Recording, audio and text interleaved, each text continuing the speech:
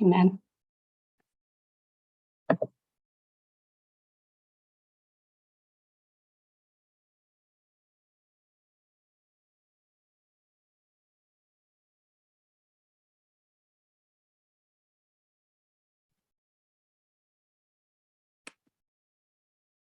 There's not a lot to say after John Tip, in a sense, provided for us such a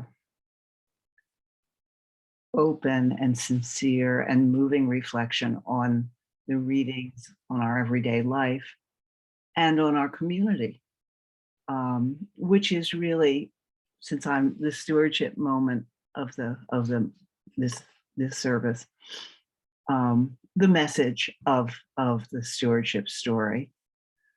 Our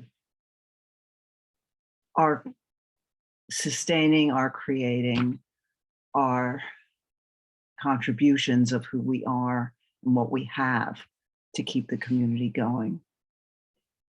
I actually turned up at St. Albans in a rather low point of feeling quite stressed out and unhappy and really annoyed at my home parish for the rotten way they had scheduled a Maundy Thursday and limited the number of people who could participate. I had a long commute, and unlike me, I was driving. So I've been driving for over an hour and came to St. Albans because I saw that the service would work then, and just sort of dropped into a liturgy that I wanted to be part of, and in some ways I needed. And I just felt this was a place of quiet, a people where I could join prayers, a prayerful place, and a place where in some ways you could say your prayers and go home if that's what you wanted. A very open, non-razzle-dazzle, welcoming place.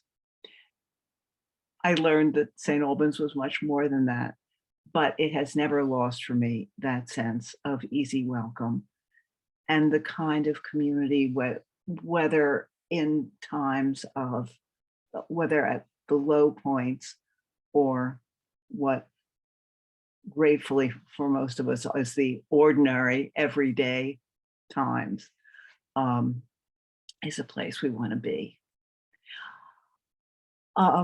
For me, this was in the mid-90s. I moved away a couple of times, really physically moved up to Davis for some years, came back, moved up to Ann Arbor, up over whatever to Ann Arbor for a somewhat longer spell.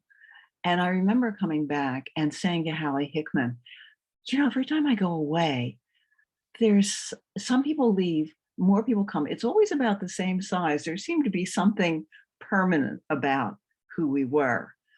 And one of the things we think about now a lot is that our numbers are down a half, a third, 2/3, I'm not sure. So we know at some level this is we're part of history. The mainstream Protestant denominations are disappearing. But we don't want to disappear, and particularly in these reflections we've had about who we are and where we've come to after almost 3 years without a rector and with a pandemic. We know we really want to keep going.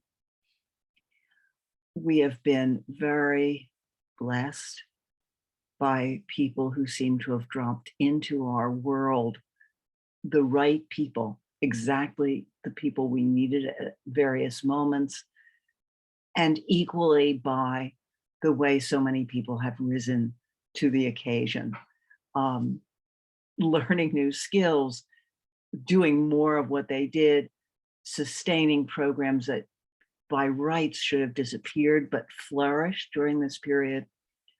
A lot has happened. But again, to go back to Margaret's comments from last week when she put it so well, it really is time to change. And as Chantip also mentioned, it's a wonderful prospect that for Advent, we can expect to be back in our sanctuary every week. There will be new commitments from that. And it means recognizing to the extent we can that our pledge commitments will have to go farther next year because there will be new costs as we ramp up the building, clergy participation, the music we love, all those kinds of necessary parts of our meeting for worship. And simultaneously, time and talents, again, we forget how many jobs there are. And maybe it will be time for some of us to go back or even to try something new, whether altar guild or reading or acolyting or coffee hour, whatever. The first line of our psalm this morning seemed meant for us as we ponder this change. How dear to me is your dwelling, O Lord of hosts. And for most of us, there's some kind of an origin story. I remember that Maundy Thursday for myself. The one person I know who doesn't probably have that kind of a story is in fact Chantip, whose earliest memory is already being here crawling around. As I remember her talking about it once, crawling under the pews.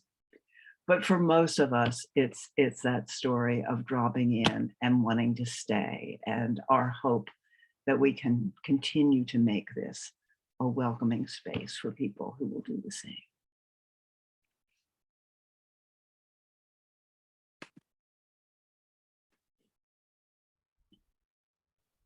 Thank you, Barbara.